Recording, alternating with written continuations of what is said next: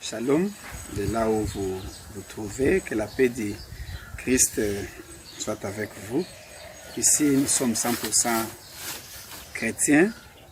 Je suis Jean Dédié Andé, pasteur de l'église La Bonne Sémence. Nous sommes à la commune de Selembao, à Kinshasa, en RDC. Voilà pour une petite présentation. Et la fois passée, nous avons parlé de la chrétienté. J'aimerais un peu continuer dans le même ordre d'idée. Nous avons parlé de la chrétienté. Ce que nous devons retenir, peut-être pour aujourd'hui, c'est que les premiers chrétiens ne se sont pas faits eux-mêmes chrétiens. L'idée n'est pas venue d'eux de s'appeler, de se donner ce nom-là de chrétiens. Ça, c'est la première chose que nous devons retenir dans la chrétienté. Donc, cette idée est venue du monde qui était autour d'eux, ce monde qui les entourait, ce monde qui les voyait, qui les regardait, qui les suivait de près.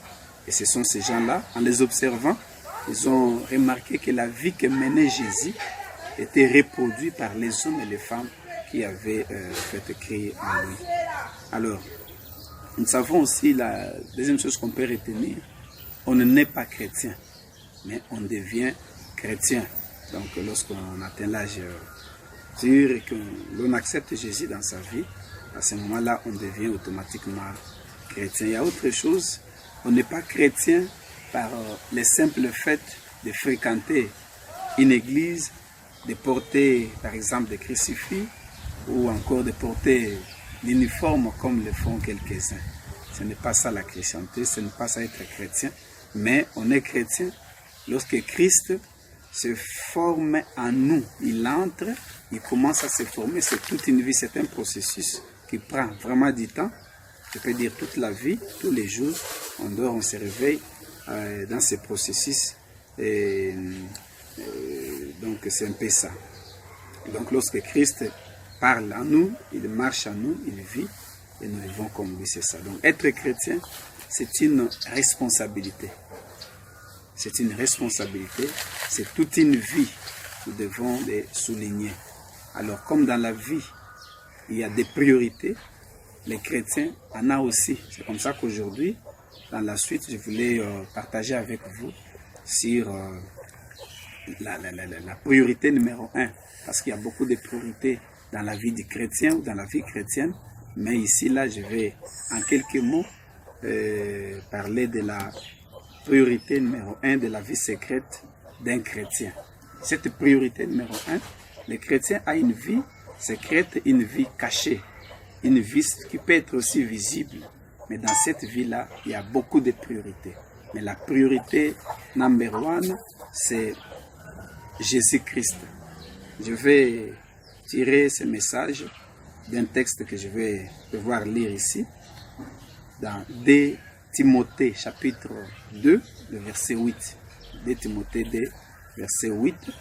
Il est écrit, « Souviens-toi de Jésus-Christ, ici de la postérité de David, ressuscité de mort selon mon évangile. » Ici, c'est l'épître, la lettre que Paul a écrite à Timothée. Donc, il voulait que Timothée se rappelle. Donc, c'est souvenir. Il y a ici les mots souvenir. Donc, souviens-toi de Jésus-Christ qui est ici de la postérité de David. Jésus-Christ, pour Paul, il devait être un souvenir dans la vie de Timothée. Timothée, c'est un homme de Dieu, c'est un serviteur, c'est un homme d'église. Et il avait tellement de choses qu'il devait faire dans la vie. Mais en tant que chrétien, en tant que serviteur de Christ, il devait à tout prix se souvenir de Jésus-Christ. Comme je l'ai dit, que la priorité numéro 1, c'est Jésus-Christ. Il est le commencement, il est le dernier. Il est le premier et il est aussi la fin de toutes choses. Donc, Jésus-Christ est la vie. Jésus-Christ est la lumière. Jésus-Christ doit être pour un chrétien une nourriture. Nous consommons des choses chaque jour de notre vie, mais Jésus-Christ doit être la nourriture par excellence. Il donne la vie. En lui, il y a la vie, il nous donne la puissance et en lui, nous avons tous ces dons, tout ce qui peut nous permettre de vivre et de tenir même pendant les moments difficiles. Jésus-Christ, en quelque il est aussi un revêtement pour un chrétien. Lorsque nous les portons, en tout cas, il est difficile de l'oublier. Lorsque nous les consommons comme nourriture, il est difficile de l'oublier. Il est en nous, et il reproduit sa vie en nous. Il nous donne de l'énergie, il nous donne la foi, il nous communique la vie pour avancer et pour continuer notre marche. Donc, on ne peut pas comparer Jésus aux avoirs, ni aux relations que nous avons. Il y a beaucoup de gens qui sont riches en relations, qui sont aussi riches dans beaucoup de domaines, la richesse. Mais Jésus-Christ, pour un chrétien, ne peut être comparé ni aux richesses, aux avoirs, aux relations que l'homme peut avoir dans la vie. Jésus-Christ est plus que les 5 ministères pour ceux qui sont appelés à servir. Jésus-Christ est plus que les dons spirituels, il est plus que toutes ces choses. Donc il est au-dessus et même au-delà. On ne peut pas les mêler et même les comparer avec tout ça. Parce qu'il y a aujourd'hui les gens, les jeunes, les adultes qui sont appelés, mais qui s'accrochent plus au ministère qu'au Seigneur Jésus. Donc le ministère doit être à part, mais le Seigneur doit être aussi à part. Il est la priorité. La priorité, ce n'est pas prêcher. La priorité, ce n'est pas la prière. La priorité, ce n'est pas servir. La priorité, c'est Jésus-Christ dans notre vie. Si on n'est pas avec lui, comment nous allons l'annoncer? Comment nous allons le présenter aux autres? Donc, nous devons d'abord commencer par être avec lui. Je voulais aussi dire que pour un bon chrétien, Jésus-Christ doit en fait devenir un souvenir, j'aimerais dire un souvenir central. Pour un bon chrétien, Jésus-Christ est un souvenir central dans l'esprit. Que je sois au lit, que je sois au restaurant, je peux être dans l'auditoire, je peux être dans un bureau, dans un véhicule, dans l'avion, dans un bateau, je ne sais pas.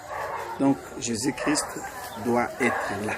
Je suis avec lui, dans mes pensées, dans ma conscience, dans mon subconscient, même dans le profond sommeil. Donc un chrétien vit avec un homme en lui, c'est toute une vie. C'est peut-être difficile à expliquer, je peux manquer les mots et les termes pour bien dire ces choses.